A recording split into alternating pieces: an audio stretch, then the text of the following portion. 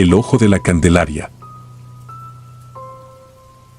Nunca pensé que la muerte tendría un rostro tan familiar, que los ojos que un día vi brillar bajo las luces de los bares en la Candelaria serían los mismos que me perseguirían desde la oscuridad.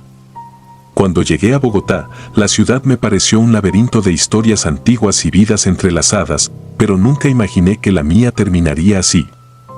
Había escuchado rumores entre los clientes habituales y las chicas de la calle sobre una prostituta asesinada, pero lo tomé como otro cuento para asustar a los novatos. En este trabajo, aprendes a filtrar la verdad de la ficción y te acostumbras a ignorar las advertencias que parecen no tener fundamento. Sin embargo, algo en la forma en que contaban la historia de la chica de la Candelaria me inquietaba, aunque nunca admití que me afectaba. Las palabras siempre parecían demasiado precisas, los detalles demasiado nítidos. Decían que su nombre era Valeria y que, como muchas otras, había sido atraída por la promesa de dinero fácil en las calles adoquinadas del centro histórico. Valeria había sido una figura habitual en la Candelaria, conocida por su belleza y por sus tratos con algunos hombres poderosos.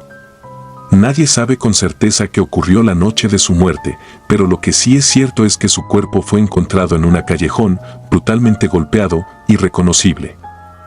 Fue un cliente, decían, un hombre al que había visto muchas veces y que, aparentemente, no le debía inspirar desconfianza. La noticia corrió como pólvora entre las chicas, llenando de temor las esquinas donde antes el bullicio de la vida nocturna lo dominaba todo. Esa noche, como tantas otras, tomé mi ruta habitual por las calles de la Candelaria, bajo la fría luz de las farolas que apenas lograban penetrar la neblina que se arremolinaba entre los edificios coloniales. Sabía que el barrio tenía su propio pulso, uno que vibraba con la historia y la muerte, pero nunca había sentido su peso de manera tan palpable como aquella vez. Todo parecía estar en su lugar, y sin embargo, algo estaba terriblemente mal. El ambiente tenía una pesadez que no podía explicar. Los sonidos de la ciudad se apagaban a medida que avanzaba, hasta que todo lo que quedaba era el retumbar de mis propios pasos sobre los adoquines húmedos. Mi teléfono, que siempre mantenía en la mano, marcaba la medianoche, pero no había señal. Caminaba con la certeza de que me seguían, pero cada vez que miraba sobre mi hombro, no había nadie. Había aprendido a no dejarme intimidar, pero algo en mi interior, una sensación que no podía ahuyentar, me decía que no debía haber salido esa noche. Las sombras parecían alargarse de manera antinatural y los callejones, que conocía tan bien, se volvían laberintos. Estaba perdida en un lugar que había recorrido miles de veces. Fue entonces cuando noté que no estaba sola, o al menos, no del todo. Al girar una esquina, una figura se detuvo al final del callejón, iluminada por una farola que parpadeaba con la insistencia de una vela a punto de apagarse. Al principio pensé que era otra trabajadora, alguna novata buscando un lugar seguro en medio de la noche. Pero cuando me acerqué, noté que la mujer permanecía inmóvil, su cabeza baja, su cabello lacio cayendo como un velo que cubría su rostro. Vestía un vestido blanco, como aquellos que se usan en las noches de verano, pero estaba completamente fuera de lugar en la fría noche bogotana. Me detuve, sin saber exactamente por qué, pero algo en la forma en que la luz caía sobre ella me hizo sentir un pánico repentino. Traté de alejarme, pero mis piernas parecían no obedecerme. La mujer levantó la cabeza lentamente, revelando un rostro que nunca olvidaré. No era tanto su aspecto, sino la forma en que sus ojos, vacíos pero llenos de una acusación silenciosa, se clavaron en los míos. No había duda en mi mente, estaba mirando a Valeria. La identificación fue instantánea, como si de alguna manera siempre hubiese sabido quién era. Quise correr, gritar, pero me quedé clavada en mi lugar, incapaz de apartar la mirada de esos ojos. Ella comenzó a avanzar hacia mí, cada paso resonando en el callejón, aunque no emitía sonido alguno. La distancia entre nosotras se acortaba rápidamente, y aunque mis instintos me decían que huyera, mi cuerpo se mantenía en su sitio, paralizado por una fuerza invisible. La historia de Valeria no era un mito. Estaba allí, delante de mí, como una advertencia viviente de la brutalidad que se cernía sobre aquellas que, como ella, habían tomado malas decisiones, confiado en las personas equivocadas. Su presencia no era un simple espectro, era un recordatorio de lo frágil que era nuestra existencia en esas calles. A medida que se acercaba, la niebla se espesaba, ocultando parcialmente su figura, pero sus ojos, esos ojos huecos, permanecían fijos en mí. Podía sentir su mirada atravesándome, llenándome de un terror que ninguna otra experiencia había logrado provocar. No era solo miedo, era la certeza de que lo que estaba viendo era real, que su historia no había terminado con su muerte, sino que continuaba a través de aquellos que la encontraban en las noches más oscuras de la Candelaria. Finalmente, mi cuerpo reaccionó y logré moverme, retrocediendo mientras la figura de Valeria se desvanecía en la niebla, pero la sensación de su presencia no se fue. Corrí por las calles, perdiéndome entre los callejones, tratando de alejarme lo más posible de ese lugar, pero la idea de que estaba siendo seguida no me abandonó. Las luces de las farolas parecían bailar a mi alrededor y el frío de la noche se hizo insoportable, como si la propia ciudad estuviera empujándome a su interior, a su corazón oscuro y cruel. Cuando por fin encontré un lugar seguro, en un pequeño café abierto toda la noche, me dejé caer en una silla, tratando de recuperar la compostura. Mis manos temblaban incontrolablemente y la sensación de que Valeria estaba cerca, observándome desde algún rincón oscuro, no desaparecía. Sabía que había algo más en su muerte, algo que no se había contado, y que de alguna manera, ella esperaba que alguien lo descubriera. No he vuelto a la Candelaria desde esa noche. Las calles que solían ser mi hogar ahora son un recordatorio constante de lo que vi, de lo que experimenté. No sé qué quería Valeria de mí, si su aparición fue un accidente o si había algo que debía hacer por ella, pero lo cierto es que no he podido olvidarla. Las noches ya no son lo que solían ser. El simple sonido del viento entre los árboles me hace recordar esos ojos vacíos, ese rostro que me miró desde la oscuridad.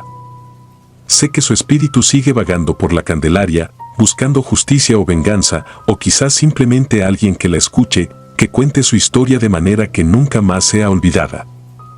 A veces, me pregunto si alguna vez estaré en paz. Las imágenes de esa noche se repiten una y otra vez en mi mente, y no importa cuánto trate de convencerme de que fue solo un espejismo, una alucinación provocada por el cansancio o el miedo, algo en mi interior me dice que no.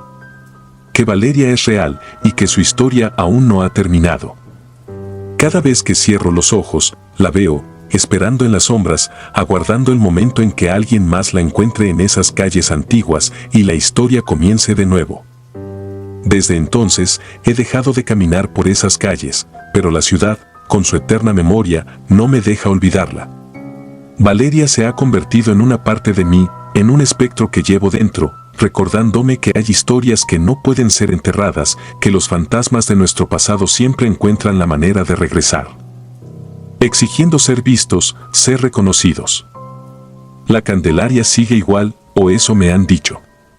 Las mismas calles, los mismos edificios, pero ahora con un nuevo susurro en el viento, el de una mujer que nunca encontró justicia. Y cada vez que paso cerca, aunque nunca más he vuelto a entrar, siento esa mirada, esos ojos vacíos, fijos en mí, esperando que cumpla con la promesa que nunca hice, pero que de alguna manera estoy obligada a cumplir. Tal vez un día lo haré, pero por ahora, solo queda esperar que alguien más se cruce con ella, que alguien más vea lo que yo vi, y sepa que Valeria sigue allí, en las sombras de la Candelaria, esperando. Las muñecas de la Posada San Felipe. Hace un par de años, me encontraba en Quito, una ciudad que, con sus calles adoquinadas y su arquitectura colonial, parece atrapada en el tiempo. La ciudad tiene un encanto sombrío, especialmente al caer la noche, cuando las sombras se alargan y los callejones estrechos parecen esconder secretos que nunca deberían ser descubiertos. Yo era nuevo en la ciudad y como muchos antes que yo, había llegado en busca de trabajo y oportunidades. Lo que encontré fue algo que me marcaría para siempre. Había conseguido un empleo temporal en la Posada San Felipe, un lugar olvidado por el tiempo que servía como refugio para viajeros solitarios y, como descubrí más tarde, para prostitutas que necesitaban un lugar discreto para sus encuentros. La posada era una reliquia del pasado, con su fachada gastada y su interior impregnado de una humedad persistente que olía a madera vieja y humedad. Pero lo que la hacía verdaderamente única y perturbadora era la colección de muñecas de porcelana que decoraban cada rincón. Estas muñecas eran aterradoramente detalladas, con ojos que parecían seguirte donde quiera que fueras y expresiones que variaban desde la dulzura infantil hasta la frialdad más absoluta. Los rumores decían que un cliente habitual, un hombre de aspecto distinguido pero extraño, solía traerlas como regalos para las chicas que trabajaban en la posada. A cambio, ellas debían cumplir sus deseos sin cuestionar. Nadie sabía su nombre, y cuando dejó de aparecer, las muñecas comenzaron a multiplicarse inexplicablemente, como si cada nueva adquisición apareciera sin que nadie la trajera. Al principio, no le di mucha importancia. Para mí, las muñecas eran simplemente un detalle más de la macabra decoración de la posada, un capricho antiguo que no tenía nada que ver con la vida real. Pero todo cambió cuando comenzaron los asesinatos. La primera en morir fue Lucía, una joven que había llegado hace poco a la ciudad, tan nueva como yo. Su cuerpo fue encontrado en una de las habitaciones del segundo piso, el rostro congelado en una mueca de terror y una muñeca de porcelana, con una sonrisa inexplicablemente macabra, reposaba sobre su pecho. No hubo signos de violencia, el médico forense dictaminó que había muerto de un paro cardíaco, pero nadie creyó que fuera algo tan simple. Todos en la posada sabían que la muñeca había estado allí antes de su muerte, como una especie de presagio o señal de lo que estaba por venir. Después de Lucía, siguieron otras dos chicas, María y Sofía. Ambas murieron de la misma manera, con una muñeca descansando a su lado, observándolas con sus ojos vacíos. La policía investigó, pero no encontraron nada fuera de lo común, al menos nada que pudiera explicar las muertes.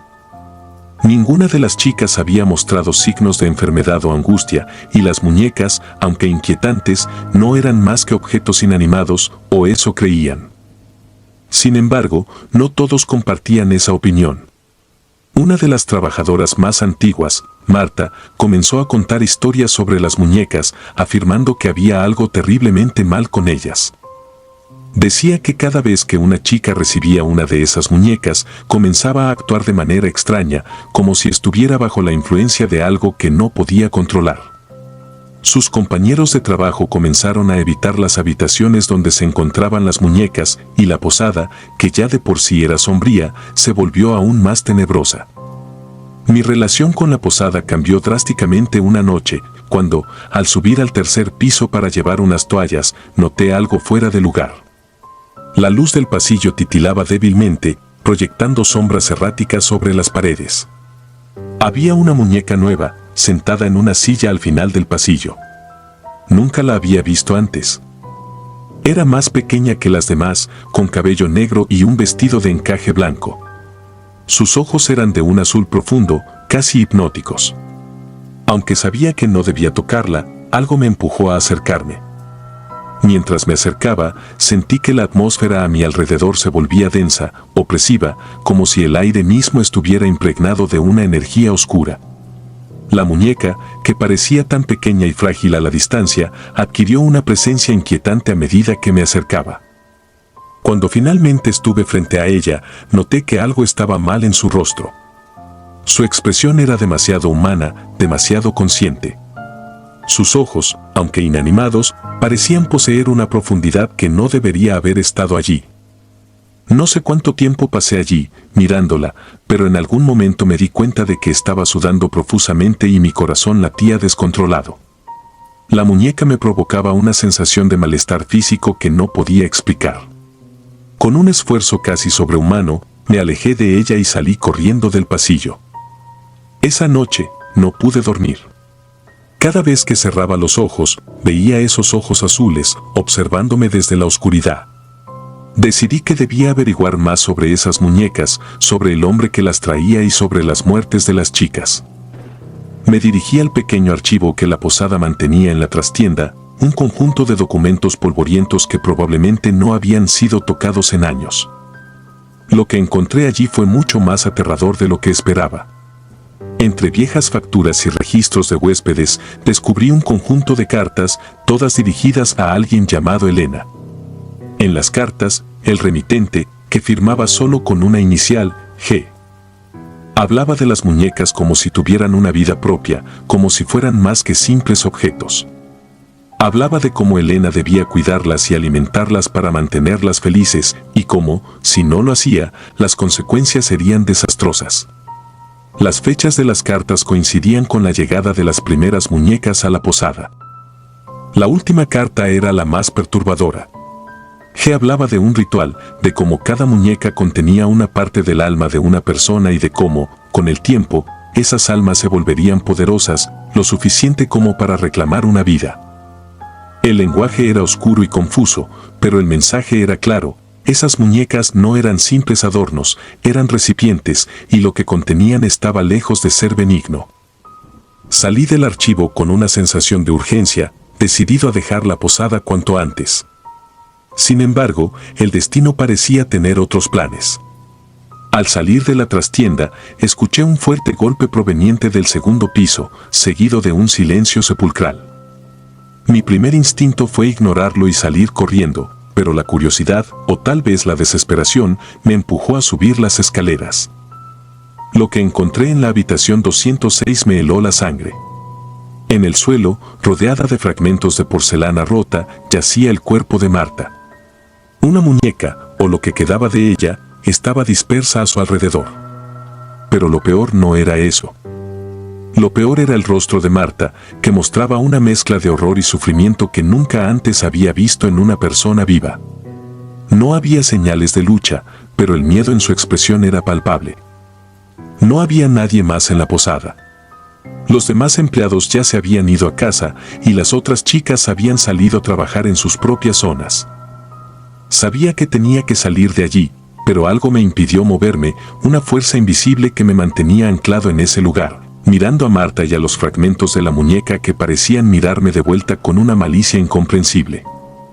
Finalmente, logré romper el hechizo y corrí hacia la puerta principal. Sin mirar atrás, me lancé a la calle, sintiendo que el aire frío de la noche era el primer soplo de vida que experimentaba en horas. No volví a la posada San Felipe, ni siquiera para recoger mis cosas. Sabía que, si lo hacía, no saldría de allí con vida. Los días siguientes estuvieron envueltos en un estado de confusión y paranoia. La policía investigó la muerte de Marta, pero no encontraron nada inusual. Todo apuntaba a un simple accidente, aunque yo sabía que no era así. Las muñecas, esas malditas muñecas, estaban detrás de todo. No se lo dije a nadie, porque sabía que no me creerían. ¿Quién en su sano juicio aceptaría que unas muñecas de porcelana pudieran ser responsables de una serie de muertes? Con el tiempo, me mudé a otra parte de la ciudad, pero nunca logré olvidar lo que sucedió en la posada. Las noches eran especialmente difíciles. Cerraba los ojos y veía fragmentos de porcelana, ojos de vidrio que me miraban desde la oscuridad y rostros congelados en la muerte. Una noche, varios meses después de dejar la posada, recibí una llamada. Era de uno de los antiguos empleados, un hombre mayor que había trabajado allí por décadas. Me dijo que había encontrado algo que yo debería ver. Dudé, pero al final, mi curiosidad venció al miedo y decidí encontrarme con él en un café del centro.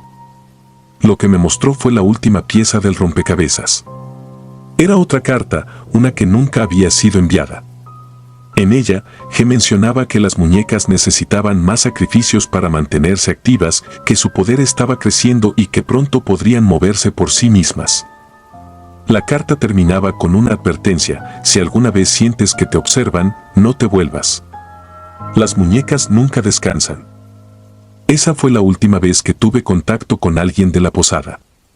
No sé qué pasó con el hombre que me entregó la carta, pero un par de semanas después escuché que había desaparecido.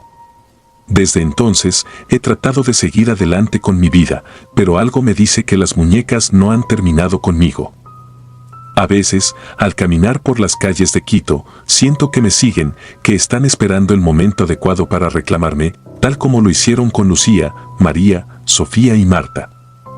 Y aunque trato de convencerme de que es solo paranoia, no puedo evitar mirar por encima del hombro, esperando ver esos ojos de porcelana, siempre vigilantes, siempre esperando. Las muñecas de la posada San Felipe nunca descansan. Y aunque he intentado escapar de su presencia, sé que es solo cuestión de tiempo antes de que me encuentren de nuevo. El llamado de la garita. San José es una ciudad que despierta con la primera luz del día, pero es al caer la noche cuando sus secretos más oscuros se arrastran desde los rincones olvidados. Entre las calles bulliciosas y los edificios que se alzan con indiferencia, hay lugares que nadie menciona, espacios que la gente evita sin darse cuenta, como si el simple hecho de recordarles pudiera despertar algo que debería permanecer dormido. Uno de esos lugares es la vieja garita en la esquina de la calle 12, cerca del Parque Central. Construida décadas atrás, la garita fue en su tiempo un pequeño puesto de vigilancia, un refugio para los agentes de la policía que patrullaban la zona. Con el tiempo, su propósito se desvaneció junto con la pintura que cubría sus paredes, y lo que alguna vez fue un símbolo de seguridad se convirtió en un vestigio abandonado, apenas visible entre las sombras de los árboles circundantes. No es raro que en San José, como en muchas otras ciudades, los espacios abandonados adquieran una vida propia, una historia no escrita que se transmite en murmullos y miradas esquivas. Y la garita de la calle 12 no era la excepción. La historia que se contaba entre las prostitutas que trabajaban en los alrededores era conocida por todas, aunque pocas se atrevían a hablar de ella abiertamente. Hace algunos años, una mujer joven, de nombre Rosa, solía caminar por esa calle. Como muchas otras, trabajaba en las noches, buscando sobrevivir en una ciudad que rara vez ofrecía algo más que indiferencia. Rosa era conocida por su dulzura, una rareza en su oficio. Tenía una sonrisa que, según decían, podía iluminar hasta la noche más oscura, aunque aquellos que la conocían bien sabían que su vida no era fácil. Fue en una de esas noches, mientras el frío se asentaba sobre la ciudad, que Rosa cruzó su destino con un agente de policía, un hombre cuyo nombre se había perdido en el tiempo, pero cuyo rostro nunca fue olvidado por quienes vivieron para contarlo. El agente era conocido por su brutalidad, un hombre corrupto que utilizaba su posición para someter a los más vulnerables. Rosa fue una de sus víctimas, pero a diferencia de otras, no vivió para contar su historia.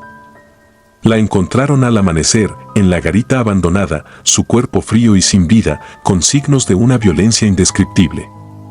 El caso se cerró rápidamente, el culpable nunca fue encontrado, y Rosa fue sepultada en el olvido, como tantos otros en la ciudad. Pero la garita no olvidó. Poco después de su muerte, comenzaron a suceder cosas extrañas.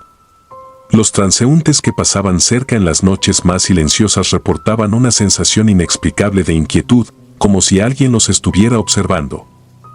Algunos decían que habían visto una figura femenina cerca de la garita, una silueta apenas visible en la penumbra, que desaparecía si uno se acercaba demasiado. Nadie hablaba de esto a plena luz del día, pero en las noches, cuando el viento acariciaba las calles y las luces parpadeaban con una intensidad incierta, los rumores volvían a surgir, envolviendo la garita en un aura de misterio. Luis, un hombre que trabajaba como vigilante nocturno en un edificio cercano, había escuchado esas historias. No era alguien que creyera en fantasmas o en lo sobrenatural, pero algo en la garita siempre le había resultado perturbador. Su trabajo lo obligaba a pasar cerca de ese lugar varias veces por noche, y aunque nunca había visto nada extraño, no podía evitar sentir que algo no estaba bien. Una noche, mientras hacía su ronda habitual, Luis notó algo diferente. La garita, que normalmente permanecía sumida en la oscuridad, parecía brillar con una tenue luz. Se detuvo, tratando de entender lo que estaba viendo. La luz no provenía de una lámpara o de algún reflejo, era más bien un resplandor que parecía emanar desde el interior, como si las paredes mismas estuvieran cargadas de una energía desconocida. Intrigado y algo asustado, Luis decidió acercarse. Mientras lo hacía, el aire a su alrededor se volvió pesado, como si una presencia invisible lo envolviera. Al llegar a la puerta de la garita, la luz se desvaneció de repente, dejándolo en la oscuridad. El silencio era absoluto, y por un momento, Luis pensó en retroceder, en regresar a su rutina y olvidar lo que había visto. Pero algo lo detuvo, una fuerza que no pudo identificar, una necesidad de saber. Entró en la garita, que estaba sorprendentemente bien conservada por dentro, a pesar de los años de abandono. Las paredes estaban cubiertas de grafitis y en el suelo, esparcidos entre la basura, había restos de periódicos viejos y latas oxidadas. Pero lo que llamó su atención fue un espejo roto, colgado precariamente en una de las paredes. El espejo parecía antiguo, con un marco de madera que una vez debió haber sido lujoso. Luis se acercó, examinando su reflejo distorsionado en los fragmentos de vidrio. Fue entonces cuando sintió una presencia detrás de él. No había oído pasos ni visto movimiento, pero sabía, sin lugar a dudas, que no estaba solo. Lentamente, levantó la mirada hacia el espejo, y lo que vio lo dejó sin aliento. A través de las grietas del vidrio, pudo distinguir una figura que no era la suya. Era una mujer, su rostro pálido y sus ojos llenos de tristeza. Luis reconoció a Rosa, aunque nunca la había conocido en vida. Sabía, por las historias, que era ella. El tiempo pareció detenerse mientras observaba la figura en el espejo. No había sonido, solo la presencia opresiva de la mujer detrás de él. Luis intentó moverse, pero sus piernas no respondían. La figura levantó una mano, como si estuviera señalando algo, y fue en ese momento que la luz volvió a aparecer, esta vez más brillante, envolviendo toda la garita en un resplandor cegador. Cuando la luz se desvaneció, Luis se encontró fuera de la garita, respirando con dificultad. No sabía cómo había salido, ni cuánto tiempo había pasado. La sensación de pesadez en el aire había desaparecido, pero el miedo seguía aferrado a su pecho. Se giró para mirar la garita una vez más, pero todo parecía normal. Sin embargo, en lo más profundo de su ser, sabía que algo había cambiado. Desde esa noche, Luis evitó la garita. No mencionó lo que había visto a nadie, temiendo ser tomado por loco, pero el recuerdo de aquella figura en el espejo lo perseguía constantemente. Comenzó a sufrir de insomnio y cada vez que cerraba los ojos, veía a Rosa, pidiendo ayuda, atrapada en un ciclo interminable de dolor y sufrimiento. Mientras tanto, las historias sobre la garita se multiplicaron. Se decía que Rosa aparecía cada vez con más frecuencia, que su espíritu estaba cada vez más inquieto, buscando a alguien que pudiera liberarla de su tormento. Algunos aseguraban que había comenzado a llamar a los transeúntes, que se escuchaba su voz en las noches más oscuras, rogando por ayuda, por un acto de misericordia que pudiera poner fin a su sufrimiento eterno. Luis sabía que no podía ignorar lo que había visto. No era un hombre valiente, pero tampoco podía vivir con el peso de lo que había experimentado. Finalmente, decidió regresar a la garita una última vez, con la esperanza de encontrar una manera de ayudar a Rosa, de liberarla de la prisión en la que su alma había quedado atrapada. Era una noche fría cuando Luis se dirigió a la garita, armado solo con una linterna y una determinación silenciosa. El parque estaba desierto y las luces de la ciudad parecían más tenues que de costumbre, como si la oscuridad se extendiera con una vida propia. Al llegar a la garita, el mismo resplandor que había visto antes lo recibió, pero esta vez, Luis no sintió miedo, solo una profunda tristeza. Entró en la garita y se dirigió directamente al espejo. La figura de Rosa ya estaba allí, esperándolo, sus ojos tristes fijos en él. Luis sintió una conexión inexplicable con ella, un lazo que trascendía el tiempo y el espacio. Sabía que no podía irse sin hacer algo, pero no tenía idea de qué.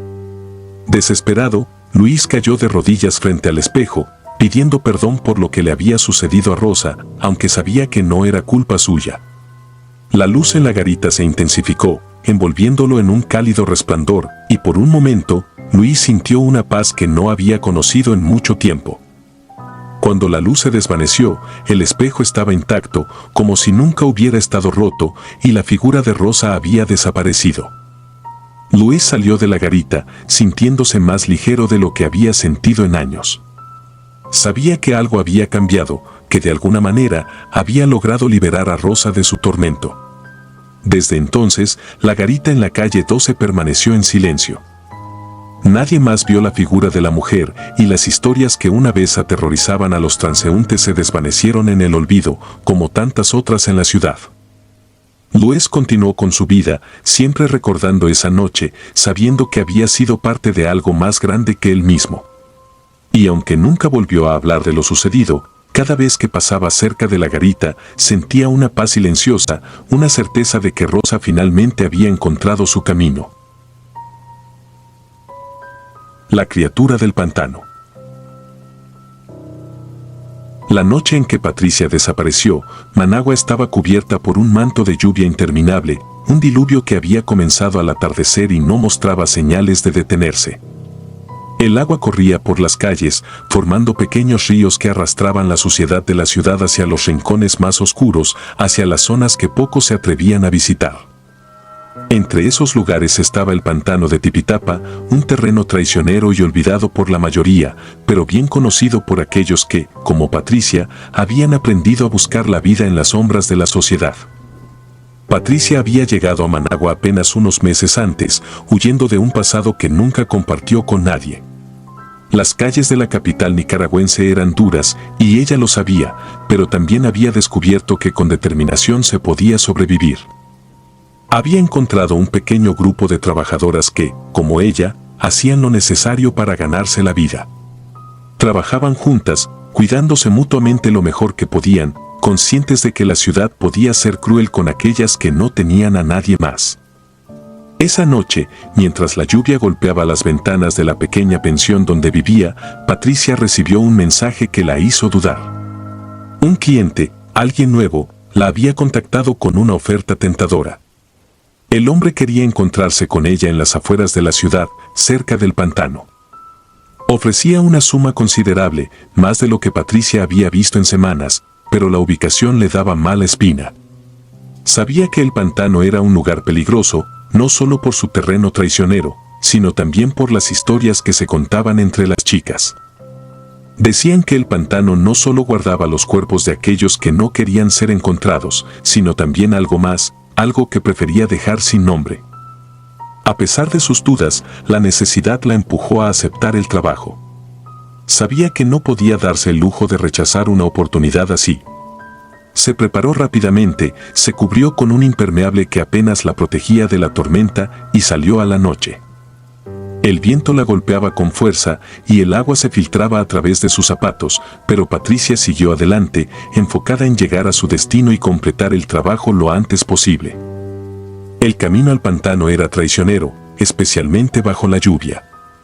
Las calles se volvieron resbaladizas y la oscuridad se cerraba alrededor de ella, amortiguando los sonidos de la ciudad hasta que todo lo que quedó fue el ruido del agua corriendo y sus propios pasos en el barro. A medida que se acercaba al pantano, la vegetación se volvía más densa y las luces de la ciudad se desvanecían, dejándola en una penumbra casi total. El lugar donde el cliente había pedido reunirse era un claro junto a un gran árbol, cuya base estaba rodeada por un enredo de raíces que se extendían hacia el agua estancada del pantano. Patricia esperó bajo la lluvia, sintiendo el peso de la soledad que la rodeaba. El cliente no aparecía, y la sensación de que algo andaba mal comenzó a crecer en su mente. El aire estaba cargado de una humedad sofocante, y el olor a tierra mojada y descomposición llenaba sus pulmones. El tiempo pasó lentamente, cada minuto estirándose en la oscuridad. Patricia intentó mantenerse tranquila, pero algo en el ambiente parecía presionarla, una tensión que no podía ignorar. Decidió que había esperado suficiente. Si el cliente no aparecía, lo mejor era regresar antes de que la noche se volviera aún más peligrosa. Sin embargo, al girar para marcharse, notó algo en el agua cerca de las raíces del árbol. La corriente había traído lo que parecía ser un pedazo de tela, algo que no pertenecía al entorno natural del pantano. Patricia se acercó, movida por una curiosidad que no pudo controlar, y al inclinarse para recogerlo, sintió un tirón en su interior, como si algo invisible la llamara desde las profundidades. Sin darse cuenta, sus pies comenzaron a hundirse en el barro, y una sensación de pánico comenzó a apoderarse de ella. Pero antes de que pudiera retroceder, una fuerza indescriptible tiró de ella hacia abajo, hacia la oscuridad de las raíces enredadas. Los días que siguieron a la desaparición de Patricia estuvieron envueltos en una niebla de rumores y especulaciones.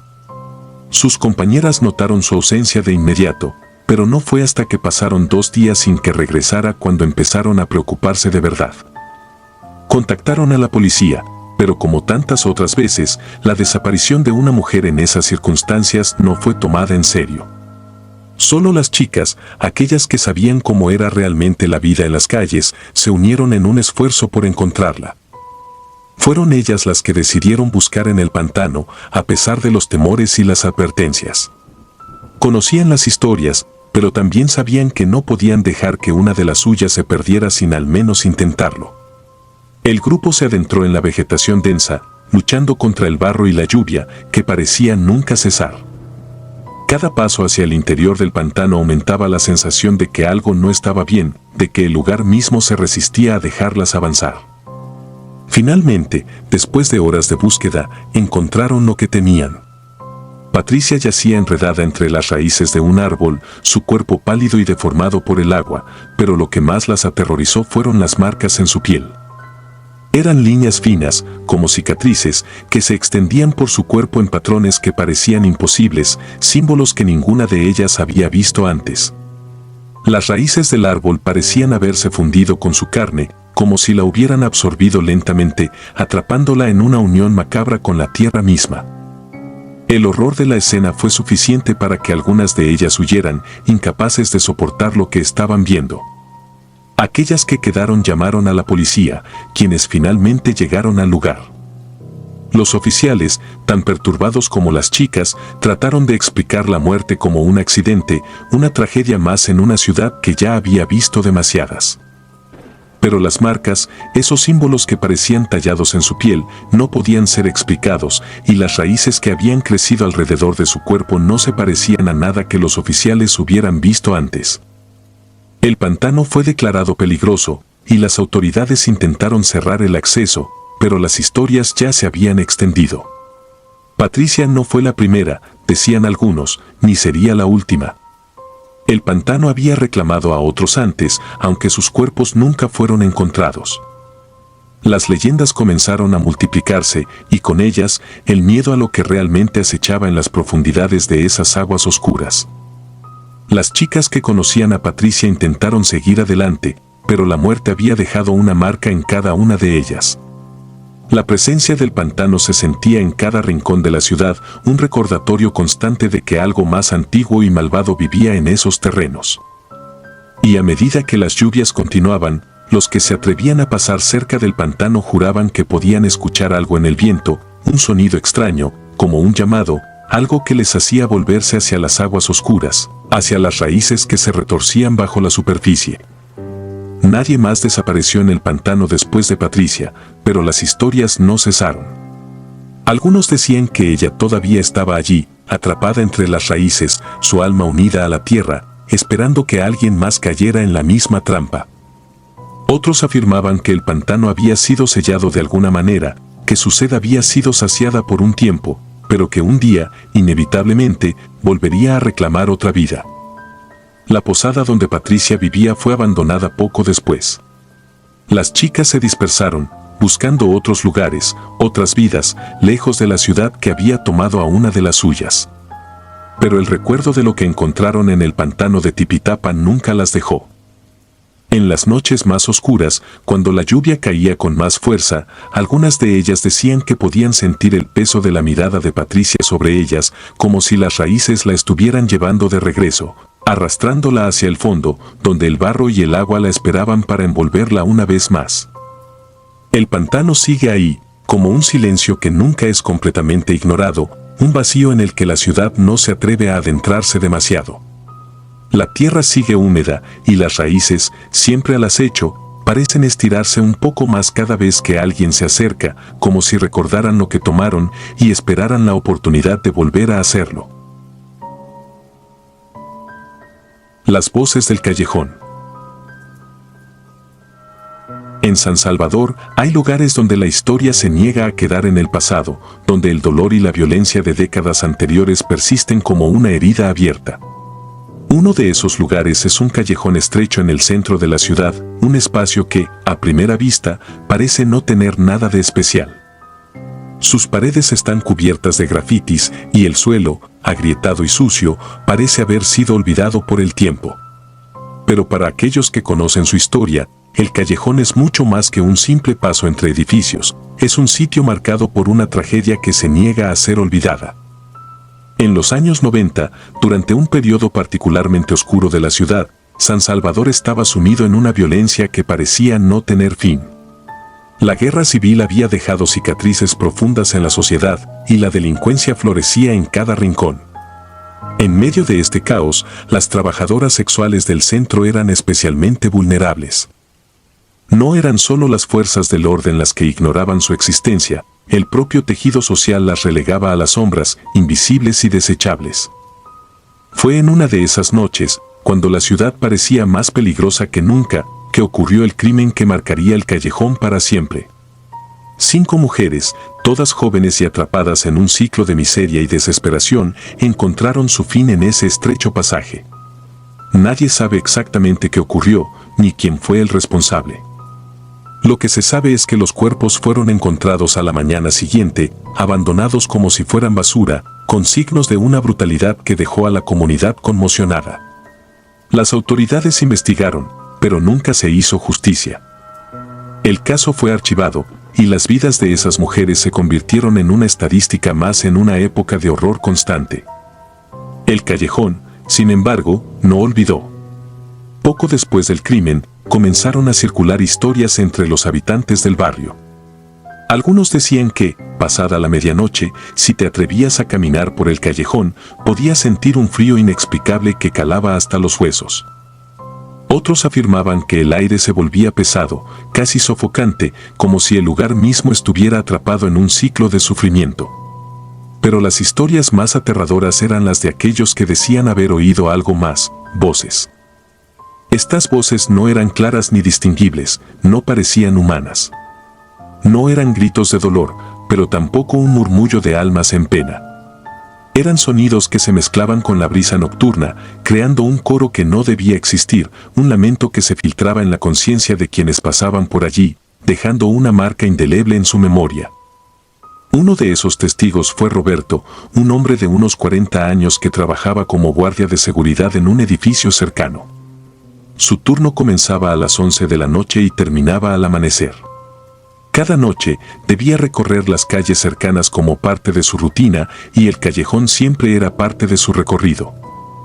Al principio, no le dio mucha importancia a las historias. Después de todo, había oído muchas cosas durante su vida y nada de eso había sido real.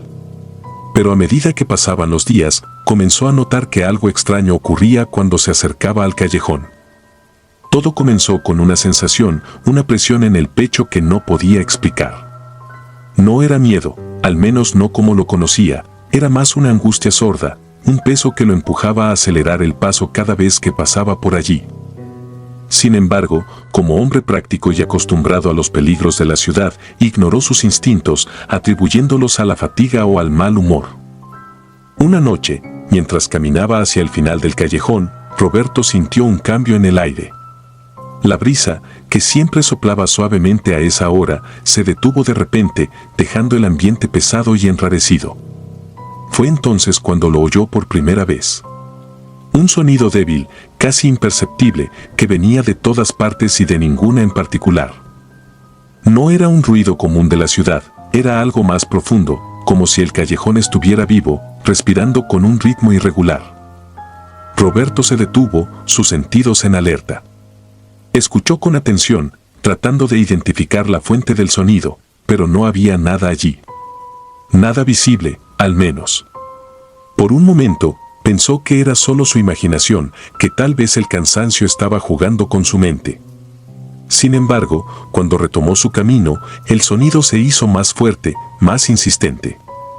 Era un lamento, largo y sostenido, como un gemido atrapado en el viento. Era imposible de ignorar.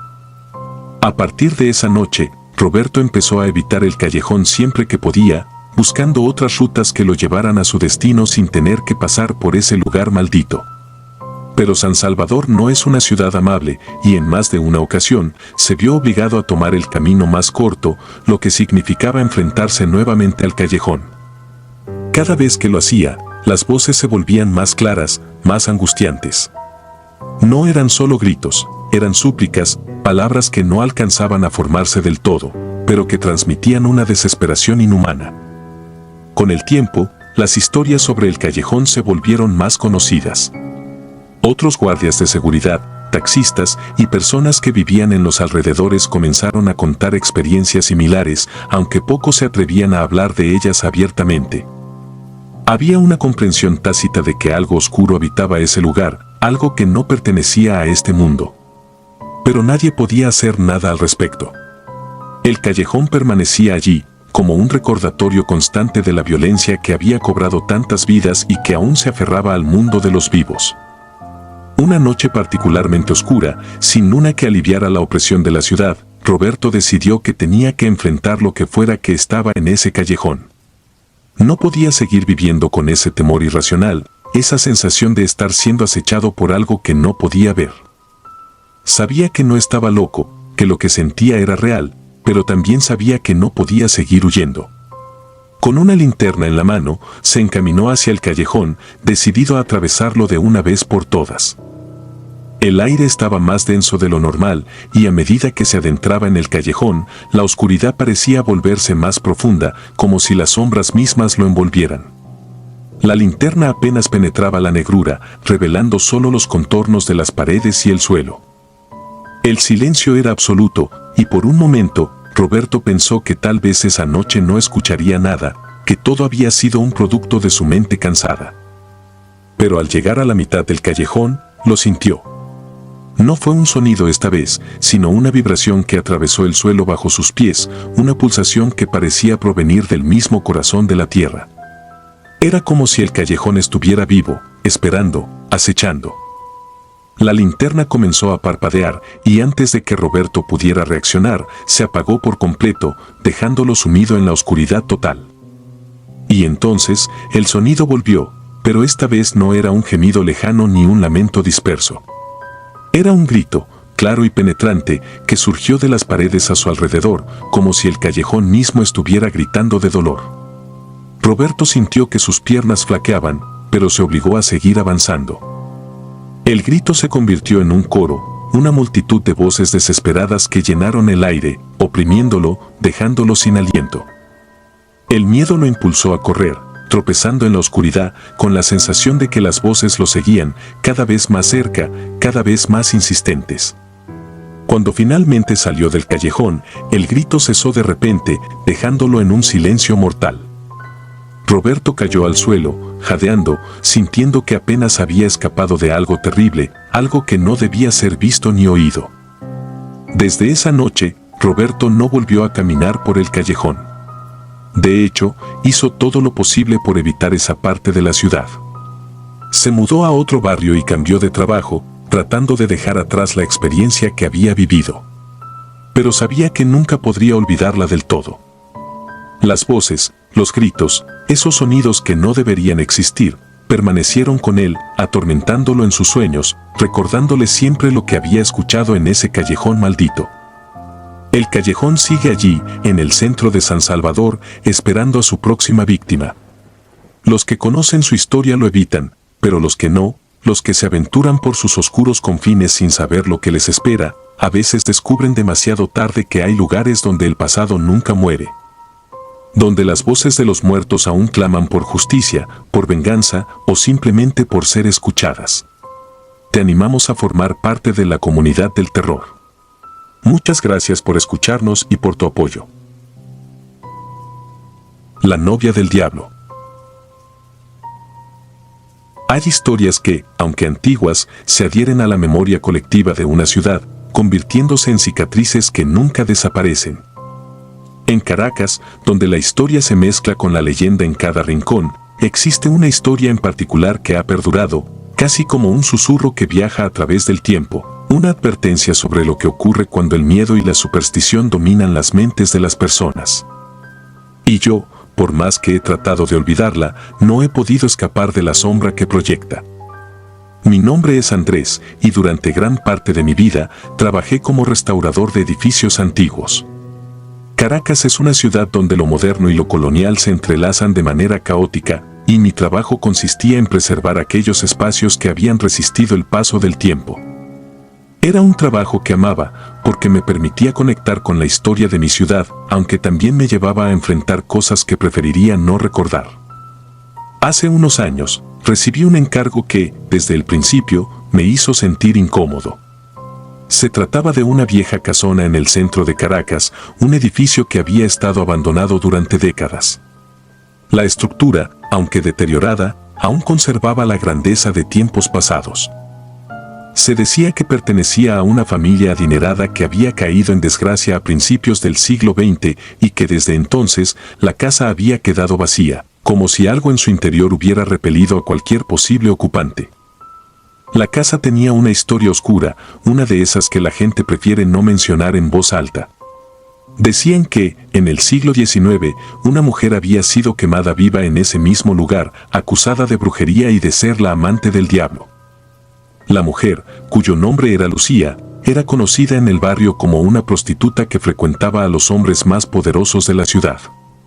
Su belleza y carisma le habían ganado enemigos, y en una época donde la ignorancia y el miedo dictaban las leyes, fue fácil para sus enemigos acusarla de herejía.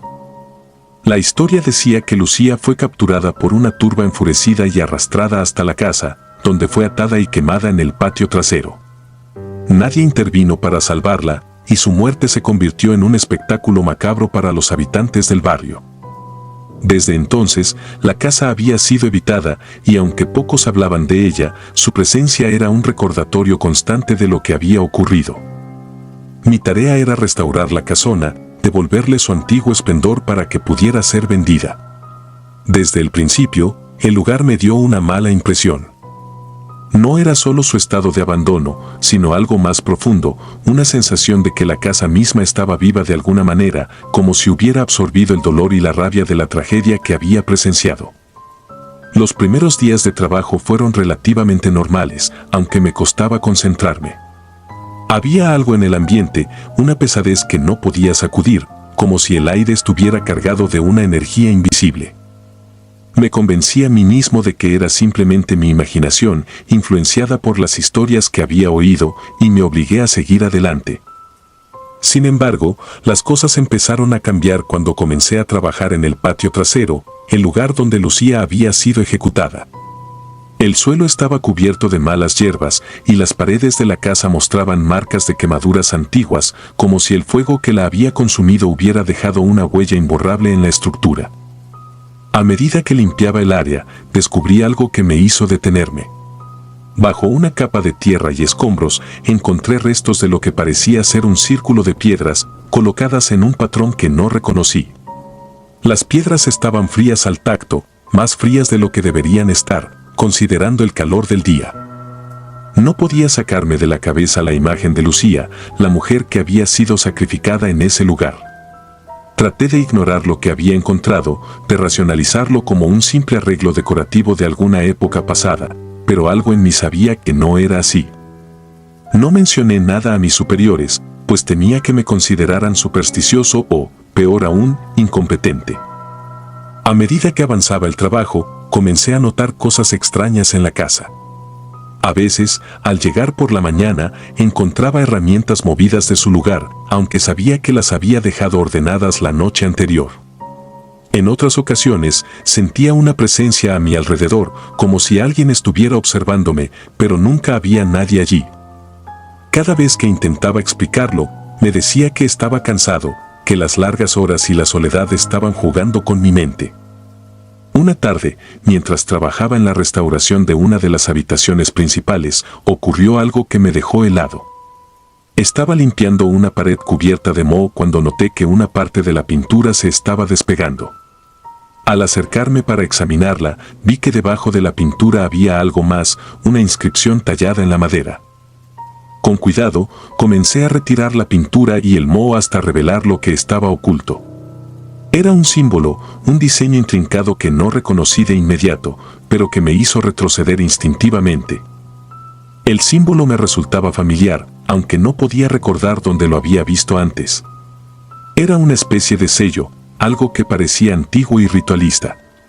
Sin poder evitarlo, pensé en Lucía y en las acusaciones que habían llevado a su muerte. ¿Era posible que el símbolo tuviera algo que ver con ella? Traté de apartar esos pensamientos de mi mente y continuar con mi trabajo, pero la sensación de inquietud creció dentro de mí. Esa noche, mientras intentaba dormir, no podía dejar de pensar en la casa. El símbolo seguía apareciendo en mi mente, y cuanto más lo visualizaba, más seguro estaba de que había visto algo similar en algún libro o documento antiguo. La imagen me obsesionó al punto de que, al día siguiente, decidí investigar un poco más. Me dirigí a una pequeña librería en el centro de la ciudad, una de esas tiendas antiguas que venden libros raros y manuscritos olvidados. Después de horas de búsqueda, encontré un libro que hablaba de los símbolos utilizados en rituales de protección y condena. Al pasar las páginas, mi corazón se aceleró.